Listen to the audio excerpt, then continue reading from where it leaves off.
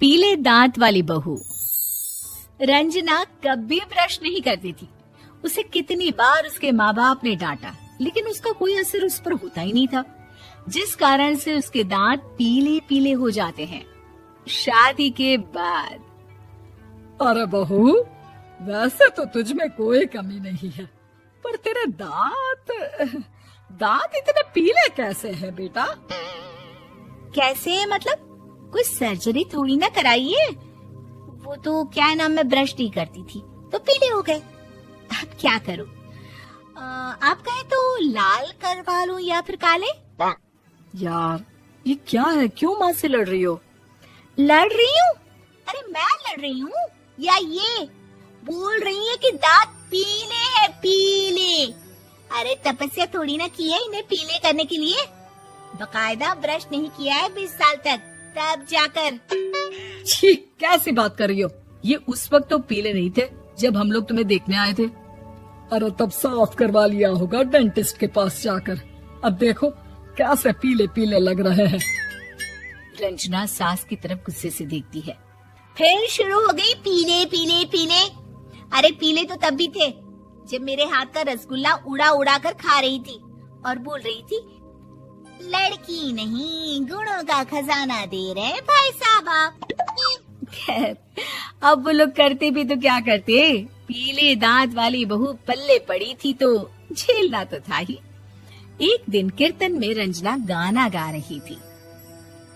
अरे कमला बहन, माँ का द्वार है, यहाँ तो सब शुद्ध होकर आते हैं, फिर अपनी बहू को ब्रश भी नहीं करवाती तुम। दूर से पीले पीले दांत भक्ति में बाधा उत्पन्न कर रहे हैं। अरे कोई 2 साल के बच्ची थोड़ी ना लेकर आई हूँ मैं बहू बनाकर। अच्छी खासी लड़की है, अरे कैसे करवाऊं ब्रश? ये तो उसे खुद करना चाहिए ना। अब माँ बाप तो इसके जैसे तैसे निपटा दिए, ये नहीं सोचा कि सास कैसे संभालेगी। सास बहू को लेकर घर आ जाती है, लेकिन सोच लेती है कि अब इसे लेकर कहीं नहीं जाएगी। अगले रोज बहू कहती है, अरे क्या हो गया, मंदिर नहीं जाना क्या? कीर्तन का वक्त हो रहा है। मेरी मधुर वाणी से कान्हा जी जागते हैं और सोते हैं। आप तो जानती है ना उनकी भक्ति में कितना मन लगता है मेरा। वो क्या है ना, तबीयत ठीक नहीं लग रही है मेरी, आराम करूंगी मैं। तबीयत ठीक नहीं लग रही? अभी तो मिथुन के गाने पर नाच रही थी आप, और अब बोल रही है कि तबीयत ठीक नहीं लग रही। अरे भक्ति में मन लगा लो सासू माँ, ऊपर जाना है, क्या मुंह दिखाओगी आप? हाँ? सास को बहू की बात पर गुस्सा आ जाता है। मैं क्या मुंह दिखाऊंगी, इसकी चिंता तो ना कर, समझी? अपने मुंह की चिंता कर, जो ये पीले पीले दांत लेकर हर जगह पहुंच जाती है। पता है लोग कितना मजाक बनाते हैं। ना जी ना, मैं नहीं जाना कहीं तेरे साथ। तो ये बात है। कोई ना, मत जाओ, मैं अपने कमरे में ही बैठकर भक्ति कर लूंगी। ऊपर वाला दांत थोड़ी ना देखता है, मन देखता है, भावना देखता है। और अरे बस बस, तू सब कुछ दिखा, बस ये सफेद चमकदार दांत ना दिखाना किसी को, है? जा यहाँ से। बहू को सास की बात का कोई फर्क नहीं पड़ता, वो तो जैसी थी वैसी ही रह जाती है। सुबह नहाकर किचन में खाना बनाना, फिर खाना खाना, कीर्तन भजन करना और सो जाना। एक दिन, माँ जी मैं सहेली के घर जा रही हूँ, शाम को लेट आऊंगी। हाँ हाँ तो जाना, मैंने कौन सा तेरी आरती करनी है घर पर बैठकर। रंजना सहेली के घर जाती है, जहाँ वो पार्टी में जाने की तैयारी कर रही होती है। अरे शिखा, कहाँ जाने की तैयारी कर रही है? मैं गलत वक्त पर आ गई क्या? अरे नहीं यार, उल्टा सही वक्त पर आ गया। मैंने ये साड़ी और ज्वेलरी निकाली है यार, शाम को इनके ऑफिस की एक पार्टी में जाना है। बताना कैसा लग रहा है ये सब? नहीं यार, इस ड्रेस के साथ तो वो वाली ज्वेलरी अच्छी लगेगी। हाँ हाँ सही बोल रही है, मैंने ध्यान ही नहीं दिया। वैसे तो हमेशा से मस्त फैशन सेंस रखती है। तो बड़ा जाती होगी ना पति के साथ पार्टी में। रंजना कुछ नहीं बोलती, बस सोचती है कि यार काश ये बात सही हो जाती। पर मैं क्यों नहीं जाती पार्टी में? क्या इन लोगों की कोई पार्टी होती नहीं होगी? रंजना घर आती है और रात में पति से सवाल करती है, एक बात बताइए, आप मुझे किसी पार्टी में क्यों नहीं ले जाते? क्या आपकी यहाँ ऑफिस में पार्टी नहीं होती?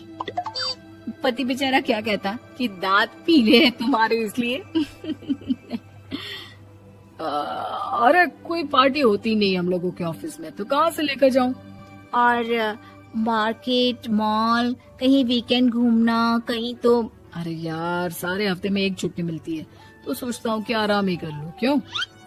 रंजना मन मार के रह जाती है। पहले कभी सास के साथ मंदिर जाया करती थी, लेकिन वो भी सास ने ले जाना बंद कर दिया। घर बैठी बैठी रंजना बोर हो जाती है। तभी उसे आइडिया आता है और वो मायके जाने का सोचती है। सासू माँ, 2 दिनों के लिए मम्मी के घर जा रही हूँ। अच्छा ठीक है, आराम से जा। और हाँ, माँ से कुछ अच्छी आदत सीख कर आना कि कैसे शरीर के हर भाग की तरह दांतों की सफाई भी जरूरी होती है, समझी? शुरू हो गई ना आप। वो लोग आपकी तरह नहीं है कि छोटी छोटी बात का बतंगड़ बना दे। उन लोगों के लिए मैं मायने रखती हूँ, ना कि मेरे पीले पीले दांत। रंजना माँ को बिना बताए उन लोगों को सरप्राइज देती है, लेकिन जैसे ही वो दरवाजे पर पहुँचती है, अंदर देखती है कि घर वाले कहीं जा रहे होते हैं। अब माँ, काश रंजना दीदी के दांतों वाली प्रॉब्लम नहीं होती, तो वो भी हम लोगों के साथ चलती ना बुआ जी की बेटी की शादी में। हाँ बेटा, लेकिन अब उसे कौन समझाए कि उसको उसके पीले दांत नहीं दिखते, लेकिन उसके आसपास के लोगों को कितना एम्बैरेसिंग फील कराते हैं। मुझे तो कितनी बार उसके स्कूल की टीचर ने शिकायत की कि उसके साथ कोई लड़की बैठना भी नहीं चाहती, और ना ही कॉलेज में कोई उससे बात करना चाहता था। लेकिन पता नहीं क्यों उसे ये बात समझ में ही नहीं आती। कोई कमी नहीं है उस लड़की में, बस यही कि दांत पीले हैं। वो तो भला हो जीजा जी और उनकी माँ का, जो दीदी को जैसी है वैसे ही रखा हुआ है। रंजना को अपने घर वालों की बात सुनकर बहुत दुख होता है। वो सोचती है कि वो क्या करे, लेकिन फिर वो सीधा डेंटिस्ट के पास जाती है, अपने दांत चमकाती है और कसम खाती है कि वो रोज ब्रश करेगी। अरे क्या हो गया? तुम तो 2 दिनों के लिए गई थी ना, पर कोई ना, अच्छा है, चलो आ गई तो। रंजना सास के सामने आकर खड़ी हो जाती है और पूरी स्माइल करती है, उसके चमकदार दांतों को दिखाती हुई। हैं? चले मंदिर।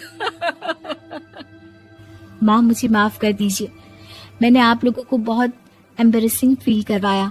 मैं आज से रोज ब्रश करूंगी।